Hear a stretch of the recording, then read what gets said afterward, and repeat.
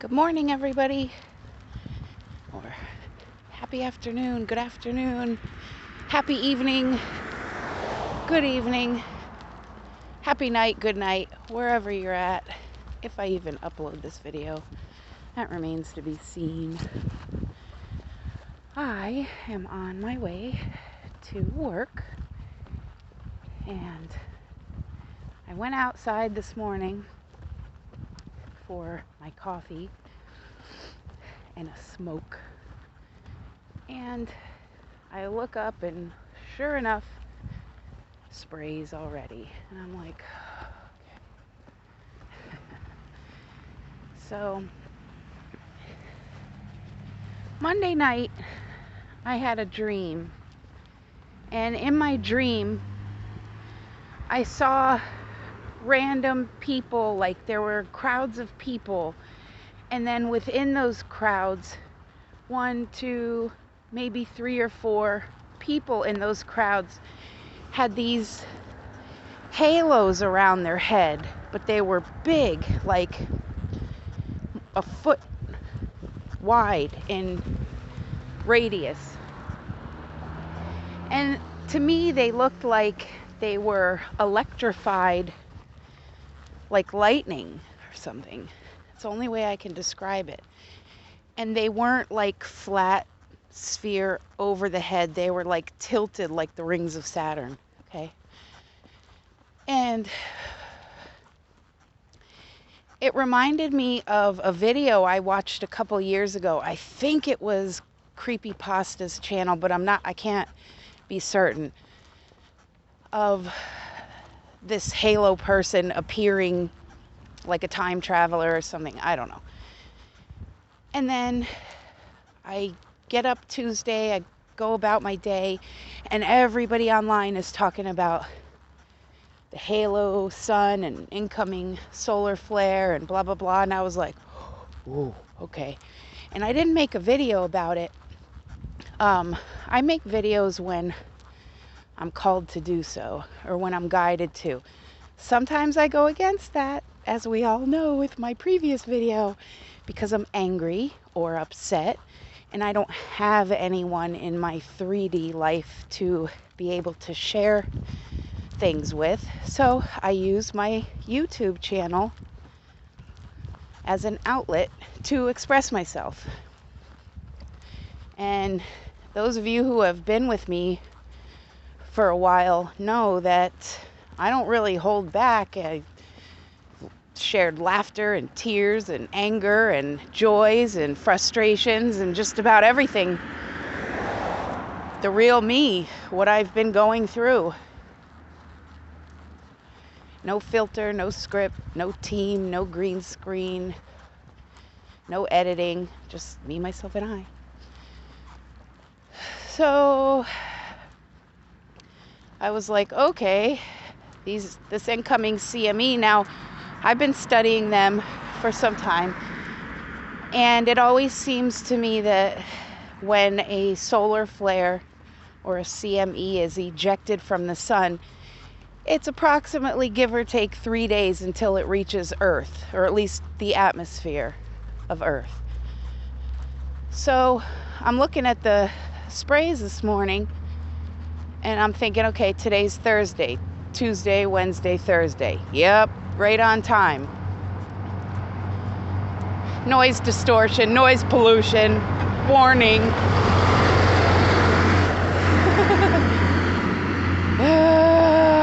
Breathe, Jen, breathe.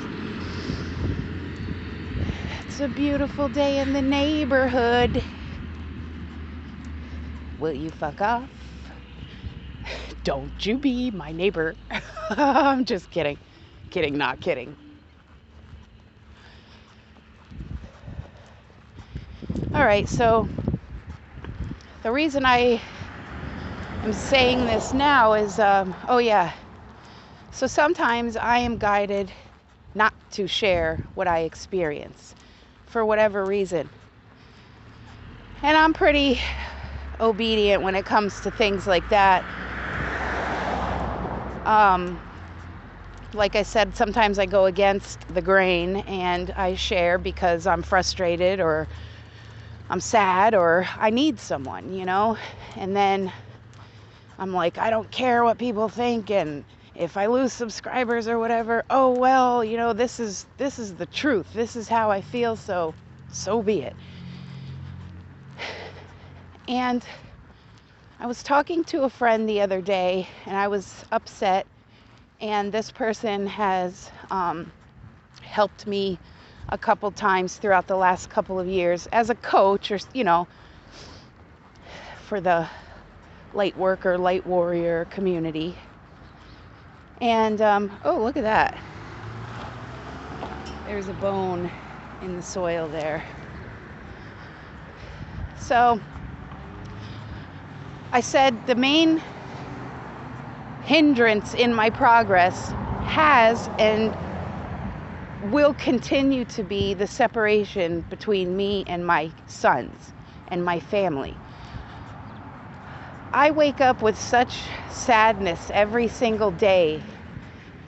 There's nothing that will repair that until there's some reunification with my sons or some justice, stemming back to 2012 when their dad wrongfully took them out of state to begin with. Then holding a court order for this last year and 3 months, which he didn't uphold any of his side of the court order, and then would pick out little nitpick things like, oh, well, you're supposed to provide half of the transportation, so if you can find a ride, you know, blah, blah, blah. And I'm like, really? Here you are with 2 cars, and we lived at that point literally 5 minutes from each other. Really? So they were just things to just jab me, you know? And when I went to court, I represented myself because there was only one free lawyer service in the entire region, and he obtained an attorney through them, so I couldn't. Now, during this time, I was going through mystery illness. I had just come out of homelessness. I had split up with my boyfriend of 6 years at that time. A lot going on. And then the nervousness and anxiety of being in court. And then when the court was in progress, his lawyer bringing up my past suicide attempts, past drug history, everything to try to take a jab at my character. And I'm very open and honest about who I am and where I've been. My kids know everything. I didn't lie. I didn't ever pretend to be something I'm not. Or, oh no, I would never do that. Like, I try to tell people I understand because I've been there, because I have. So, with that being said, then getting sick, and then Hell House last year, and then getting evicted, and then the whole domestic violence thing, then being moved from northeast Pennsylvania to central Pennsylvania to western Pennsylvania to Illinois, then meeting my granddaughter for the first time for a whole whopping 2 weeks, and right before Thanksgiving this year, ripped away an hour and a half from my son and my granddaughter right before the holidays.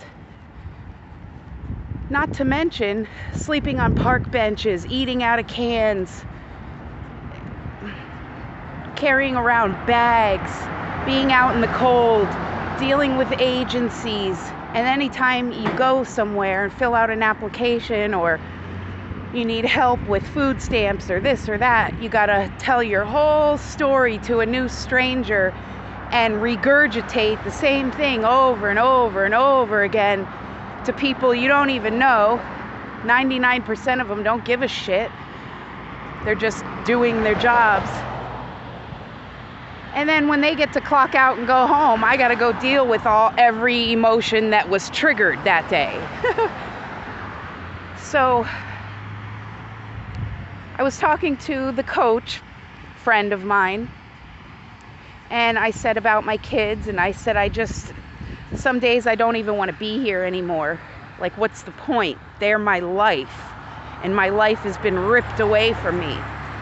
And every time I get farther and farther away, it's like someone just stretching my heartstrings apart until they're about to snap like a rubber band.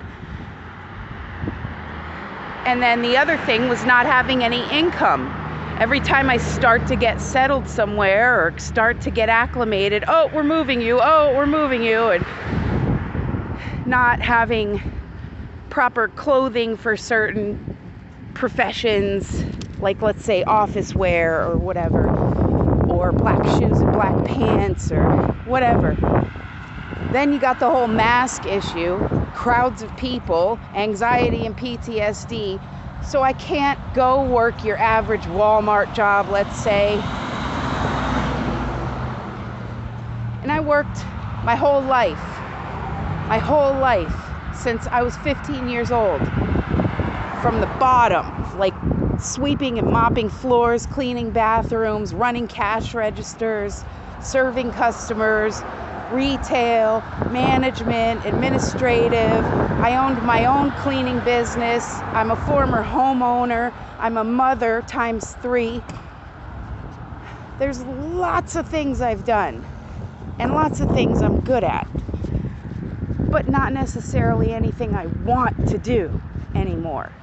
I don't want to go put a name tag on and a uniform, and I've done my time with that, more than enough. However, I'm still trying to do school online. I can't get a moment's peace. We got 2 clients in at the shelter, and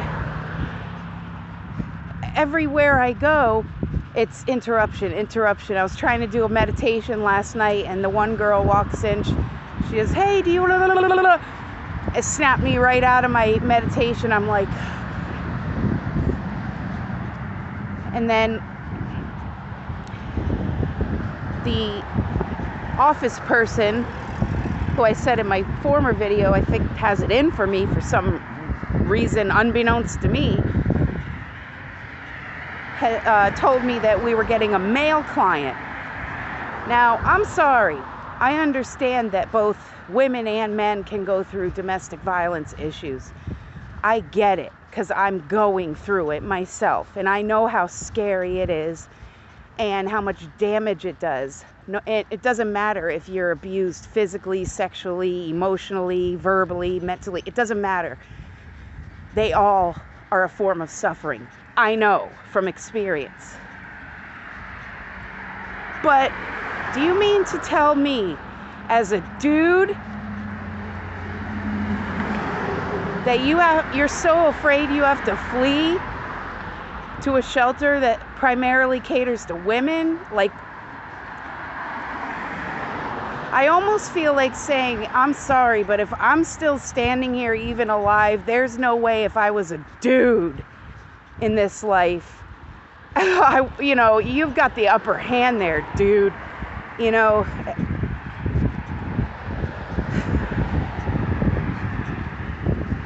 So, I got one person leaving their sinks full of dishes in the communal kitchen sink for days at a time. I can't even go in there and prepare food.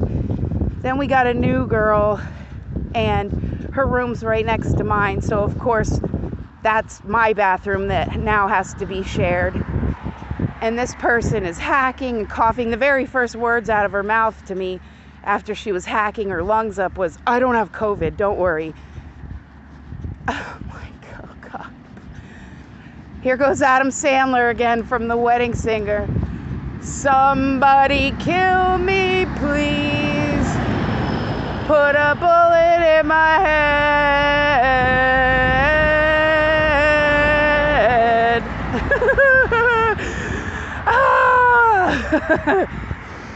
And I have to go to the DMV today. I haven't had an ID, so I I'm getting that today finally. That's been fun, to try to do anything without an ID.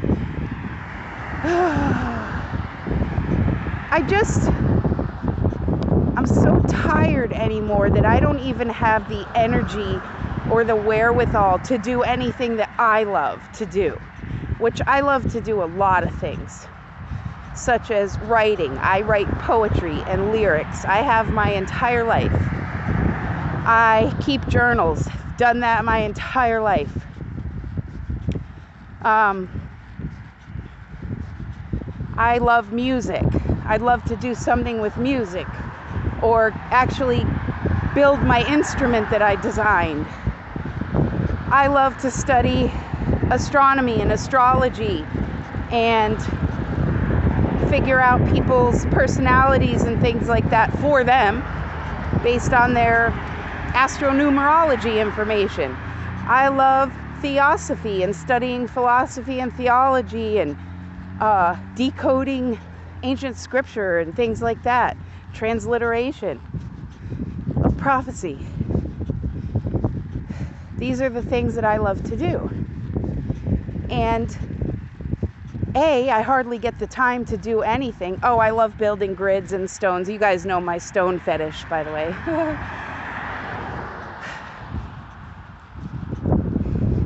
Anyways.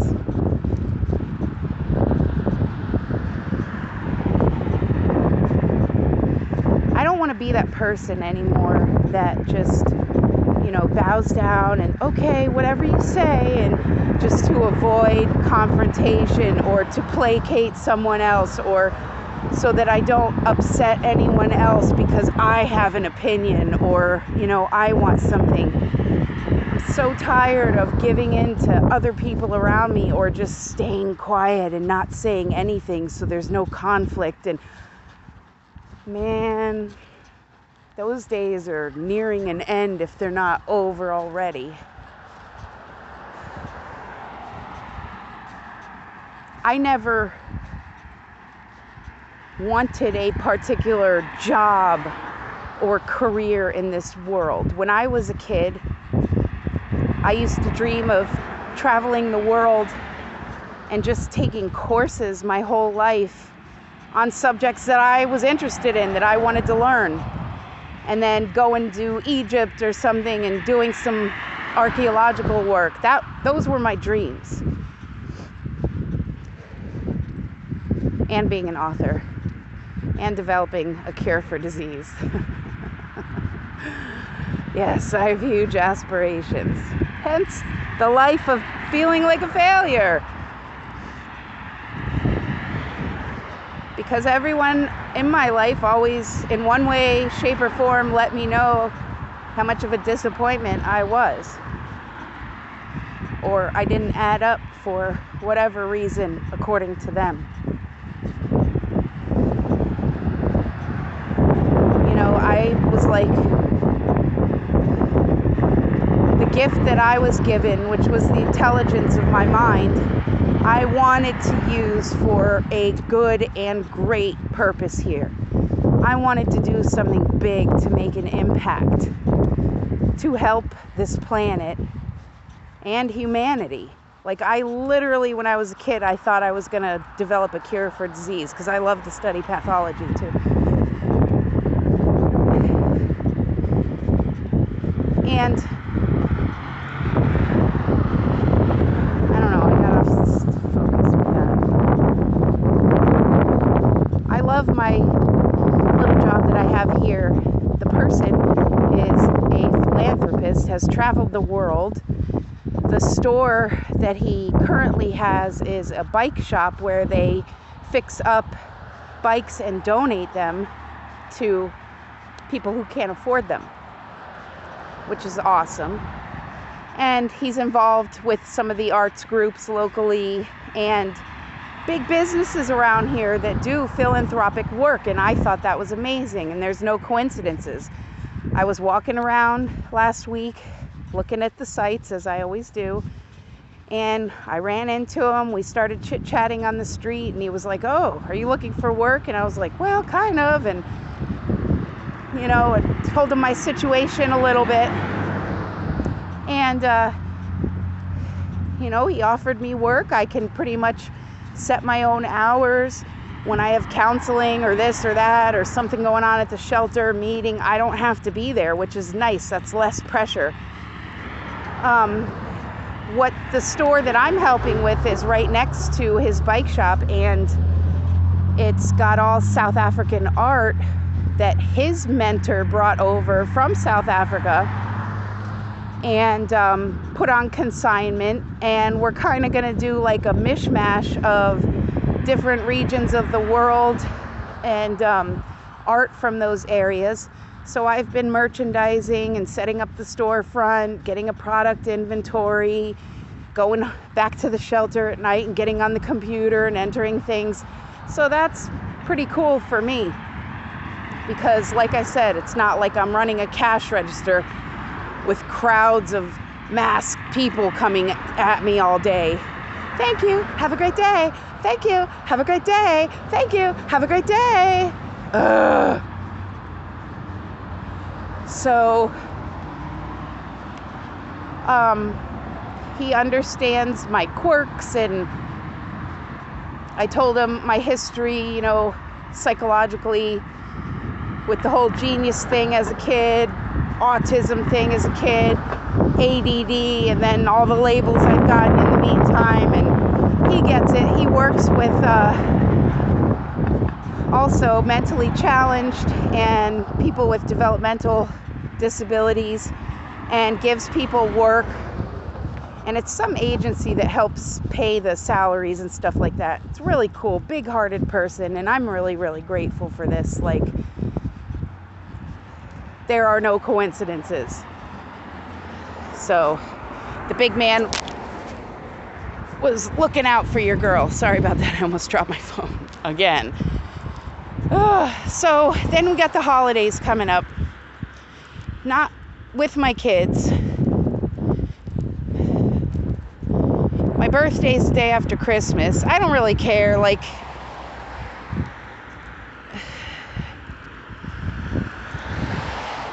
those days anymore are like just another day to me. Because Christmas, let's say, it was all about my kids, and I used to go all out. I mean, set up everything. I wanted to see their facial expressions when they saw the tree and their presents, or when they would open that last thing that they didn't think they were going to get. Like, there's no way. And then they open it, and just their faces and happiness, and knowing that I did that, that's what brought me happiness at Christmas. My mom was the same way. So since she's been gone, since my kids aren't with me, it's another day to me, another day. So I, obviously wish it didn't have to be like that, but it is. So it is what it is, and I just have to deal with it for now. And so anyways, like, I'm trying to work on myself. I'm at the point literally where I may go buy a tent when I get my paycheck and go live in the woods. I'm going to ask my dad if he'll pay my phone bill for me for my birthday gift. He usually does something like that. He'll either like send me a MoneyGram through Walmart, or pay my phone, or like send me a gift card or something like that for my birthday. So I'm going to see if he'll do that. And then